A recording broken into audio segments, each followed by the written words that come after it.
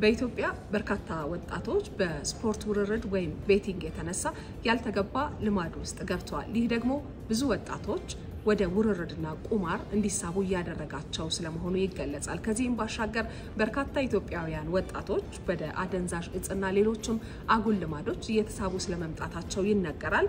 ይህንን በተመለከተ ደግሞ ዛሬ የሕዝብ ተወካዮች ምክር ቤት የጤና፣ የማህበራዊ ጉዳዮች፣ የባህልና ስፖርት ጉዳዮች ቋሚ ኮሚቴ በጉዳዩ ላይ የሚሰራው የሴቶችና ማህበራዊ ጉዳይ ሚኒስቴር በትኩረት እንዲሰራ ማሳሰቢያ ሰጥቷል። የሚኒስቴር መስሪያ ቤቱ የ2018 የ3 ወራት የሥራ አፈጻጸም በተገመገመበት ወቅት ነው ቋሚ ኮሚቴው ይህንን ማሳሰቢያ የሰጠው። በሌላ በኩል ደግሞ የሴቶችና የህፃናትን ጥቃት በመከላከልና የህፃናት ጉልበት ብዝበዛንም በመታደግ ረገድ ሚኒስቴር መስሪያ ቤቱ በርካታ ስራዎችን መስራት እንደሚጠበቅበት ቋሚ ኮሚቴው አሳስቧል።